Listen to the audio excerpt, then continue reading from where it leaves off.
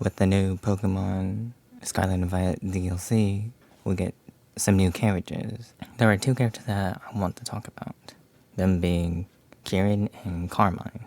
They are siblings, Kieran being the younger brother while Carmine being the older sister. The way they interact with the player character are also quite different. Carmine, being the older and somewhat more extroverted character, is also kind of rude to the player and, well, Kieran as well. Although she does try to be helpful, it still comes across rude and unsavory. While Kieran, on the other hand, is quite timid but has a more welcoming greeting and somewhat apologizes for Carmine's rudeness. The two are aware of each other's kindness, and you don't get why Carmine is somewhat rude to you until later in the story, which boils down to the fear of her hometown becoming a tourist trap, which is why she's still kind of rude to you at times, despite trying to still present a good image of herself and her hometown. And then her demeanor towards her younger brother, Kieran, is just simply the kind of dynamic she has with her younger brother. And as off-putting it may feel with how rude she is, it does feel quite realistic in how siblings may interact with one another.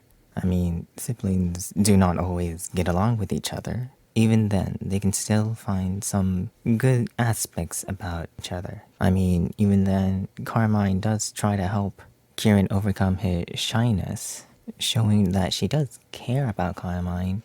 However, she also dismisses Kieran's input as well. And for the most part, Kieran just takes it, as he is not very confrontational in nature. And well, the beginning portion of the DLC, we do spend quite a bit of time with Kieran, taking selfies with the statues, or the stone tablets rather.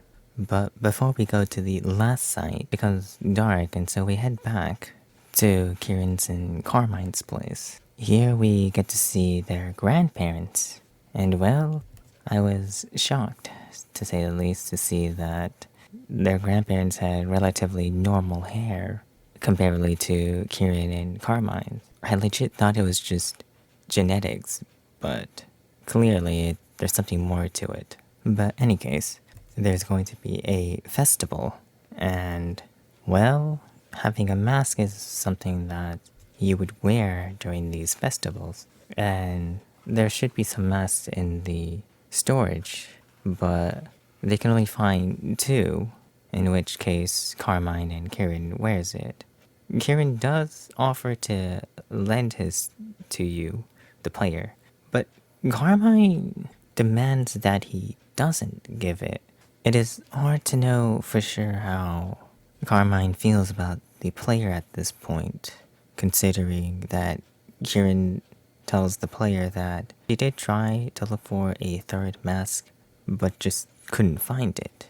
This could be a way to show and I guess tell the player that Carmine still has this iffy feeling towards the player, being technically a tourist that she in a way despises, but also maybe a guest to which she is obliged to care for. These are more speculations on my part, but really we don't really have much to go off of. And well, this is what comes to mind for me. I could be wrong. Kieran empathizes with the player character as well as ensures the player of Carmine's caring heart. Kieran and Carmine does show this weird dynamic of how close and distant they are with each other.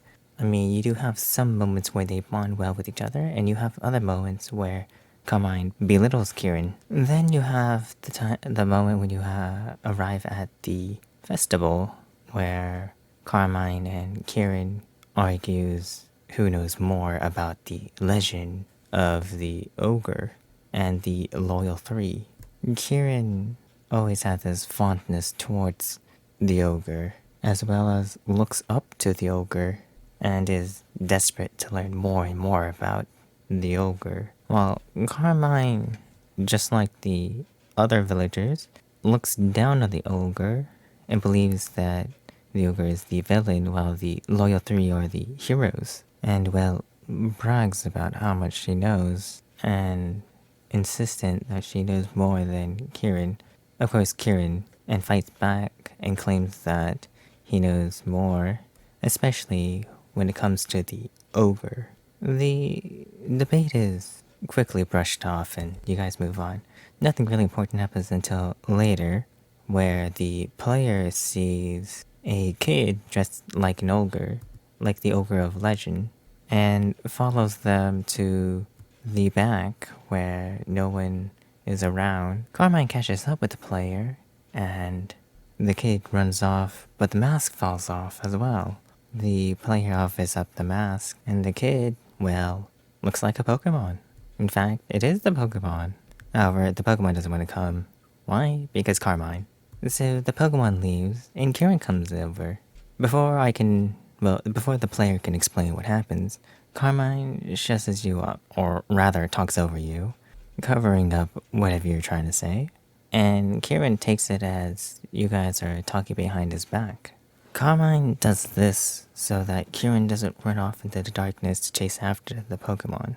However, Kieran now has a false understanding, or rather a misunderstanding of what happened, and will cause more problems down the line. Thanks, Carmine. This is the turning point for both Carmine and Kieran. This is when Kieran drifts farther away from the player, and Carmine drifts. This is where Kieran grows distant with the player, or rather, everyone, and Carmine opens up and begin to have a different perspective of the player character. The first half is about building up your relationship with Kieran, but now we're on the second half where you're building up your relationship with Carmine. And the first interaction Carmine and Kieran has on the second half is telling Kieran to go away and that she needs the player for something. At least the grandpa tells Carmine that that's not the way to talk to him, but nothing else beyond that. Heck, he even agrees to not tell Kieran about the true story of the ogre, which honestly makes no sense. Oh yes, protecting someone by not telling them anything. A classic trope, well really a cliche, that just hurts to see because that's just how poorly it's done most of the time. Well, whether they intended to tell him or not, he eavesdropped on them, so he knows the story as well now. And once you meet back up with him, he asks about what you guys talked about. Of course, you were told not to tell anyone, so you lie to Kieran about it. Not that you really had any choice in the matter, because both option realistically is the same answer. And of course, this hurts Kieran's feelings. Well, Kieran hides how he feels. In any case, you guys go to the last site where you take a selfie. However, Kieran's a bit different this time. Kieran wants to challenge you to a battle. You beat him with no problem for the most part, right? And then you take the photo. And well, you can tell by the expression of Kieran that he's not quite in the most greatest mood. Then you have your time to spend with Carmine. With Carmine, you go to the top of the mountain with the spring water to get the crystal to allow Grandpa to fix the mask. How lovely. But, well, when you get back to Grandpa, Kieran had stolen the mask, and so you find him. He gives back the mask after you beat him, and cursed the loyal, and punches the fence that guards the shrine. And realized how stupid of an idea that was, because how painful it was. Well, before he punches the fence.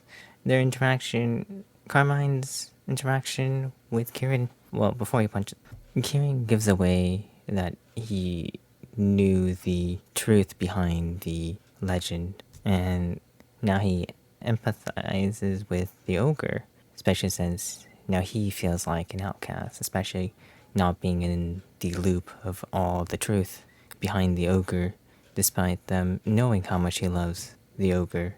They are definitely showing Kieran drifting farther away from the relationships of his sister Carmine and the player character.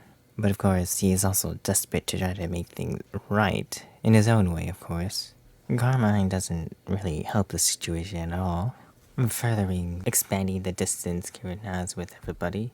And so, well, the next important thing that happens is saving Ogrepon from the Loyal Three, or, well, Lousy Three, as Carmine would call them. Then we have a moment where when you have a team of the player, Carmine and Kieran, where they find information of where the Loyal Threes are, and decided to deal with them yourself.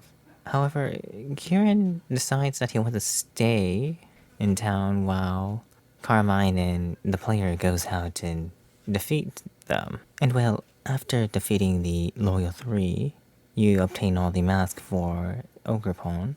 But that's not the important bit. The important bit here is once you get back to the village, Kieran has convinced all the villagers that the Loyal Three were the true villains. The shy boy told the whole village the truth. What character development? Well, in any case, it's time to say goodbye to Ogrepon. Well, I would be saying that if he didn't, or I guess if she didn't want to go with me, but she does. And well, Kieran takes it quite poorly, and so he challenges the player for Ogrepon. Carmine insists to let Ogrepon choose, but well, nah, I'm an angsty teen, and constantly belittled by everyone around me, so I must prove myself. And well, of course, the player beats Kieran pretty badly. Kieran did his best, and still fell short. Convinced the minds of the villagers, and yet still could not gain the trust of Ogrepon. He just could not catch a break, while Carmine more or less constantly got it her way. Not to mention that she's one of the big reasons why Kieran has descended into madness. Of course, the player's not guilt-free, as they play a part in this as well. Because of plot, you could not tell Kieran the truth. He seems to have came to the conclusion that what he needs is strength to have things go his way, and so he is on his way to become a stronger trainer. But Carmine constantly undermines Kieran. She still does. She chalks up Kieran's change in behavior as teenage angst, which does have some involvement into it. There are underlying reasons why that happens. And teenage angst usually is more of an amplifier. It is weird that none of the characters acknowledges how poorly Kieran was treated. It's ridiculous.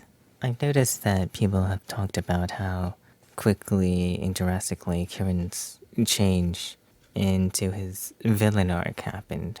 One thing to keep in mind is that he tried his best and still fell short. That, and he's still a teenager, and so he's still developing logical thinking from his frontal cortex.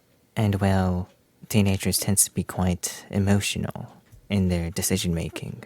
But this video is not really about how to make it better or how good it is. And well, I may or may not make a video on that. That is a video for another time.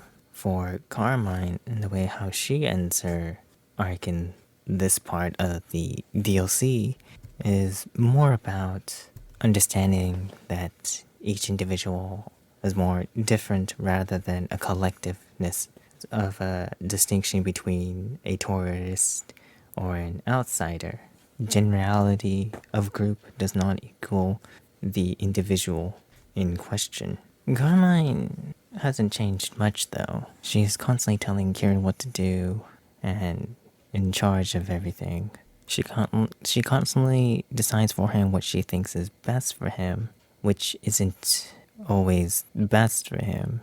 Actually, usually it's worse for him. She fails to let him be his own person, to which he starts to rebel and carve his own path. However, he is alone in this path that he has chosen because everyone around him failed him, in a sense. So he has no one else to trust but himself. Well, this is more or less all I got. I do wonder about what your ideas on the matter is. Well, I suppose this is the end of the video. And well, goodbye.